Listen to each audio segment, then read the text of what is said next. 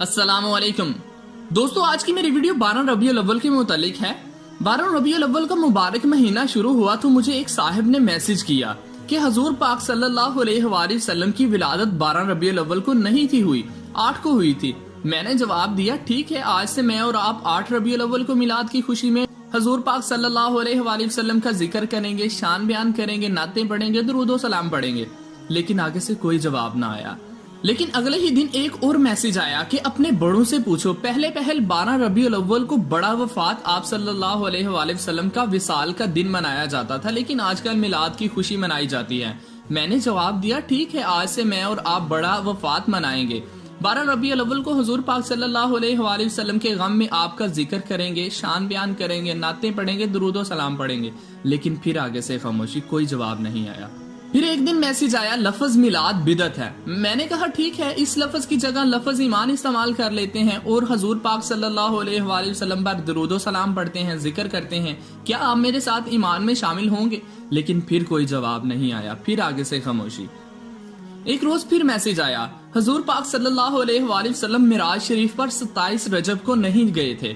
شمسی اعداد کے مطابق اور بعض ہم اثر روایات کے تجزیے سے یہ ثابت ہوتا ہے کہ معراج شریف ماہ رجب میں نہیں ہوئی تھی، وغیرہ وغیرہ۔ یعنی تم جس رات کو شب معراج کہہ کر ذکر معراج کرتے ہو وہ تاریخ درست نہیں ہے۔ میں نے رپلائی کیا کہ اس سے کوئی فرق نہیں پڑتا کہ معراج شریف کس ماہ اور کس تاریخ کو ہوئی ہے۔ ہم حضور پاک صلی اللہ علیہ وآلہ وسلم کی محبت میں معراج شریف اور آپ کی شان بیان کریں گے۔ یہ کام 27 رجب کو یا پھر جس دن آپ کہو گے اس دن کر لیں گے۔ اس کے بعد بھی مکمل خاموشی، کوئی میسج نہیں آیا۔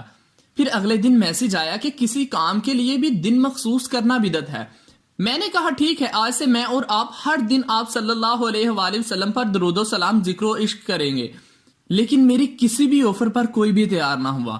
مجھے سمجھ آ گئی کہ شیطان کو پرابلم صرف آپ صلی اللہ علیہ وآلہ وسلم کے نام سے ہے، آپ کے ذکر سے نہیں، آپ کی شان بلند کرنے سے ہے، آپ پر سلام بھیجنے سے ہے۔ اور اس نے نا سمجھ مسلمانوں کو اس مشن میں اپنے ساتھ ملا لیا ہے۔ یہ لوگ نہ خود محبت میں حضور پاک صلی اللہ علیہ وآلہ وسلم کا ذکر کر سکتے ہیں اور نہ ہی کوئی اور کرے تو ان سے برداشت ہوتا ہے۔ بہرحال ان سے برداشت ہو یا نہ ہو، حضور پاک صلی اللہ علیہ وآلہ وسلم کا ذکر بلند ہوگا اور آپ کی شان بھی قیامت تک بلند ہوتی رہے گی، کیونکہ اللہ تعالیٰ نے فرمایا ہے وَرَفَعْنَا لَكَ ذِكْرَكَ، اے محبوب صلی اللہ علیہ وآلہ وسلم، ہم نے آپ کا ذکر بلند کیا۔ اللہ پاک ہمیں حضور صلی اللہ علیہ وآلہ وسلم کی سچی محبت، اطاعت و شفاعت عطا فرمائے، آمین۔ اور ہر لمحہ آپ صلی اللہ علیہ وآلہ وسلم کا ذکر کرنے اور آپ کی شان بلند کرنے کی توفیق عطا فرمائے، آمین۔ اللہ حافظ۔